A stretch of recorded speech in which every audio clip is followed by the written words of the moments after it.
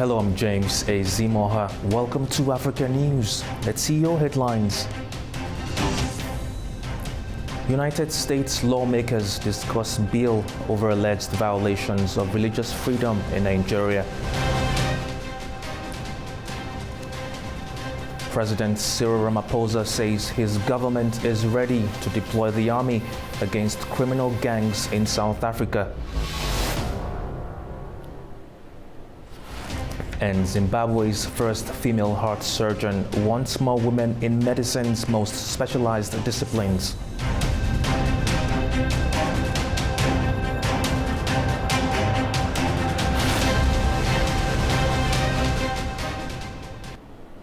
South Africa plans to deploy the army to fight criminal gangs and illegal miners following rising cases of those offenses in the country. President Cyril Ramaphosa made the announcement while delivering his State of the Nation address in Parliament. Chris Ocharimga has our top story. South Africa's President Cyril Ramaphosa said he has instructed his security chiefs to draw up a plan within the next few days for deploying the army to deal with criminal gangs. The deployment will initially occur in the Western Cape and Gauteng provinces, which have recorded high rates of gang violence. South Africa has one of the world's highest rates of killings. About 60 deaths are recorded daily from battles between drug gangs and other criminal groups. President Ramaphosa said the army will also support the police in dealing with illegal miners. He added that his government will file criminal charges against officials who fail to deliver water to communities. Residents of Johannesburg recently protested after a water shortage hit their city earlier this week. President Cyril Ramaphosa took office in 2018 following the resignation of President Jacob Zuma. In the 2024 elections, his party, the African National Congress, lost its parliamentary majority and formed a coalition government for the first time since apartheid ended. Many South African voters have expressed disappointment with the government for what they describe as its failure to tackle crime, frequent power cuts, and water shortages. Chris Ocharimga for A News in Kinshasa. Lawmakers in the United States are pushing a new bill over alleged violations of religious freedom in Nigeria. If passed, those found responsible could face sanctions, including a U.S. visa ban and asset freezes. Tesema Kande reports. The bill is sponsored by Republican lawmakers Riley Moore and Chris Smith. It names several individuals, including former Nigerian governor and leader of the New Nigeria People's Party, Rabiu Kwankwaso. The lawmakers accuse him of contributing to the persecution of Christians in parts of Nigeria. The bill also mentions members of the Miyetti Allah Cattle Breeders Association of Nigeria, known as MAGBAN. According to the sponsors, Kwankwaso supported armed Fulani groups involved in attacks on Christian communities, particularly in Benue and Plateau states. In December, Congressman Riley Moore led a U.S. delegation to Nigeria on a fact-finding mission following claims of a Christian genocide. The delegation visited Benue State, where more than 200 people were reportedly killed, houses destroyed, and many displaced. Kwankwaso, his party, the NNPP, and Nigeria's ruling All Progressives Congress Party have rejected the allegations, calling them politically motivated and unproven. It remains unclear whether the bill has enough support to pass Congress. If approved, it will still need to be signed by President Donald Trump before becoming law. Tesem Akendi for A News in Jos. The United Nations, the African Union, and regional partners have called for a humanitarian truce in Sudan ahead of Ramadan.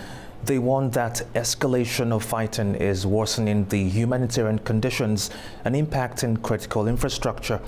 Naba Mohidin reports from Port Sudan. A coalition of international and regional blocs on Thursday urged the Sudanese armed forces and the rapid support forces to consider a humanitarian truce during Ramadan to allow the delivery of humanitarian aid for millions of civilians trapped in war zones in the country.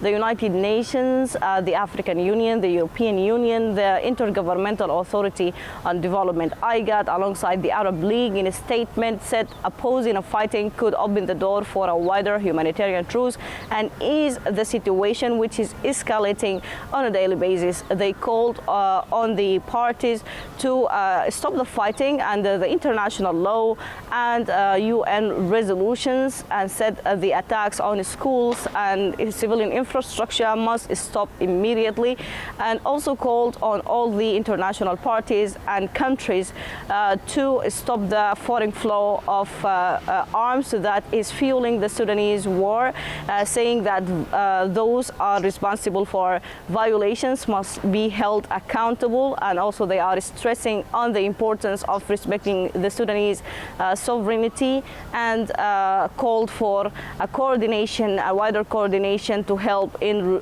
resolving the Sudanese crisis that is now almost 3 years. Naba Muhiddin for News, Port Sudan.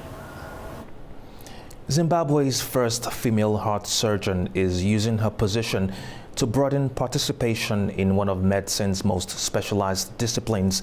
With more than 100 operations completed, Dr. Kudzai Kanyepi is pairing surgical practice with academic teaching and active mentorship to encourage more women into the field. In a brightly lit operating theatre, Dr. Kudzai Kanyepi is midway through a lung operation. It's delicate, complex, high-risk work, which is certainly not for the faint-hearted. But for her, this is exactly where she always knew she belonged. There was something about the definitive management of surgery. So surgery, if someone has got a lump that needs to be removed, you remove it and they're cured. So it always attracted me to surgery, but specifically heart surgery. There was always a need for more heart surgeons. After years of specialized training in neighboring South Africa, she returned home in 2022, making history as Zimbabwe's first female heart surgeon and only the 12th in Africa. But breaking the glass ceiling in her home country did not mean the journey suddenly became easier. When I got back home, the reality of being in a male-dominated space hit hard. And I had to prove myself once again. And I had to fight battles that, are unsaid and unseen. So it is a challenge navigating a male-dominated sphere. Support from fellow female doctors and mentors, as well as the lives she has touched on the operating table, keep her going. A lot of the patients we've done open hearts in Zimbabwe here, I have a very personal relationship with each one of them. And whenever they see me, their faces light up. So that keeps us going because we've changed their lives and their lives of their family. Dr. Kanyepi has well over 100 procedures under her belt. Setting an example is only the beginning. Pursuing STEM does take a lot from you. And there are other things that women would want to do, have families, have children. And as long as we move to a society that accommodates women in STEM and accommodates all facets of womanhood, then we'll see more girls in STEM. In a field where few women have dared to tread, Dr. Kudzai Kanyepi is not just working to save lives, she's also trying to open doors. South Africa has outlined a renewed industrial expansion strategy backed by an $11 billion development finance commitment. The package is designed to reinforce investment in cleaner energy, broaden productive capacity, and accelerate digital integration amid shifting global conditions. The funding part of South Africa's developmental finance package as a new shareholder of the African Export-Import Bank is aimed at unlocking structural constraints that have stalled growth and weakened competitiveness across key sectors of the economy.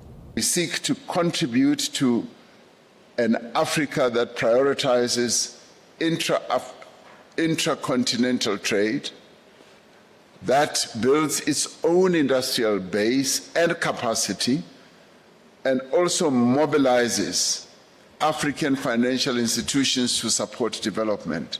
$8 billion has been earmarked to boost manufacturing, expand industrial parks, and upgrade energy and transport systems. The country's transformation agenda will also benefit through a supplementary financing of women and youth programs. There is a supplementary, an additional $3 billion, which is for the inclusive program, so that we can reach out to those sectors of the economy and the populations which have been vulnerable, which have not had real access to financing, to also be able to become integrated in the national economy.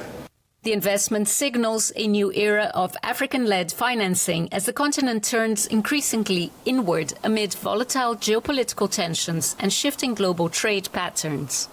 Because that enables us, to take advantage of opportunities on the continent. As you know, the Africa Free Trade Agreement is here, and so we do need investment in domestic manufacturing capacity and capability so that we can then export to the rest of the continent. One particular program in the 11 billion is the South African Trade and Investment Program. I'm particularly excited about that because that will be direct loan funding for businesses, especially emerging businesses, as well as de-risking ECIC on the big projects that we're involved in, such as the Moz LNG project. South Africa's future, like that of many African states, hinges on balancing climate change imperatives with developmental goals. But the significant injection will help reinforce the strategy of decarbonization, diversification and digitization as it aims to cement its position as the continent's most industrialized nation. Commercial traffic has resumed along a strategic corridor linking Nigeria, Benin and Niger. Officials say the reopening forms part of coordinated efforts to stabilize cross-border commerce, deploy upgraded clearance technology, and support supply chains ahead of Ramadan. The vital corridor linking Benin, Nigeria, and Niger has reopened after longer than expected delays. This had left thousands of trucks stranded on one of West Africa's busiest transit routes. More than 1,600 heavy goods vehicles, immobilized heading toward the Niger border, are now able to continue their journey following negotiations and renewed coordination among customs authorities. The long delays had slowed the movement of goods from the Beninese port of Cotonou and raised fears of shortages in Niger, which relies on the road for essential supplies. From today onwards, it's done. It will no longer be as complicated as before to transit from the port of Cotonou via the Nigerian border to Niger. The reopening followed consultations between Benin, Nigeria, and Niger aimed at prioritizing economic interest and easing regional trade. Officials from customs services and government authorities were present at the Salbina crossing point in Nigeria's Kebbi state to mark the resumption. We are here with the governor of Kebbi and the director of customs of Nigeria and the director of customs of Benin to renew the heads of state's commitment. We are here this morning to release the vehicles at this crossing point. We shall give the order to lower the barrier and allow the vehicles to pass. Nigeria's customs service says it is committed to enforcing rules and ensuring that trucks in transit are not subject to inspections of their cargo, spurring confidence among transporters. The reopening also underscores broader efforts by authorities to streamline cross-border movement and enhance economic cooperation in the region. This ceremony marks the beginning of solidarity between the three countries. We would also like to thank the Nigerian authorities, in particular the President of the Republic of Nigeria, who, through his foresight, was able to resolve the situation regarding vehicles between the three borders. Local authorities on both sides of the border say they are committed to maintaining the corridor and turning it into a lever for development. I'm happy to take this path again. We thank the local officials and the head of state for having us. Everyone knows the history of this border. We thought it was final, but it's for the best. We thank them for this act. We are committed to protecting the border and acting with dignity for the good of the community and our country. Customs officials also say that new information technology systems will be deployed to speed up clearance processes and reduce the risk of fraud, helping to ensure smoother transit across the region in the months ahead. Morocco has launched a dedicated fund to accelerate the shift toward electronic transactions, supported in part by a $500,000 grant from the African Development Bank. Authorities say the program will extend payment infrastructure nationwide and equip thousands of retailers with digital tools to modernize commerce. Bank Al Maghrib has partnered with the African Development Bank to support digital payment adoption among 20,000 Moroccan merchants, expanding access to electronic payment terminals across small shops and businesses. Electronic payments tools are now affordable for most businesses, and nearly 70% of customers prefer to pay this way. It makes transactions safer and more convenient. Small business owners say digital payments are becoming increasingly essential as customer habits evolve and tourism continues to grow. Relying on cash alone is no longer practical for daily payments in shops, small businesses, malls and markets. Electronic payment solutions help boost our activity. Customers don't have to worry about carrying cash, and managing income becomes easier when payments are digital. It also supports tourism in Morocco, as most visitors tend to spend more when they can pay by card. Economic observers say the new fund will help move merchants away from cash while supporting a more efficient and transparent payment system. Moving towards loans and investments in this field will encourage the development of dedicated digital payment infrastructure by expanding the availability of electronic payment terminals and giving incentives to merchants, whether small retailers or others, to adopt electronic payment methods. This would also support the growth of e-commerce networks based on digital payments. Backed by international financing and rising consumer confidence, digital payments are gaining momentum in Morocco. Authorities say the new fund is a key step toward reducing cash dependency and reinforcing the country's broader digital economy. Rising harvest volumes are strengthening Uganda's position in global coffee markets, with export receipts reaching $2.5 billion in 2025. The increase bolsters foreign exchange reserves and adds supply at a time when climate pressures are constraining output in other coffee-producing nations. Uganda is ramping up coffee shipments after a surge in production. Processing plants are handling higher volumes as more coffee heads for the international markets. Over the 12 months to December 2025, Uganda earned about $2.5 billion from coffee exports, up from $1.4 billion the previous year.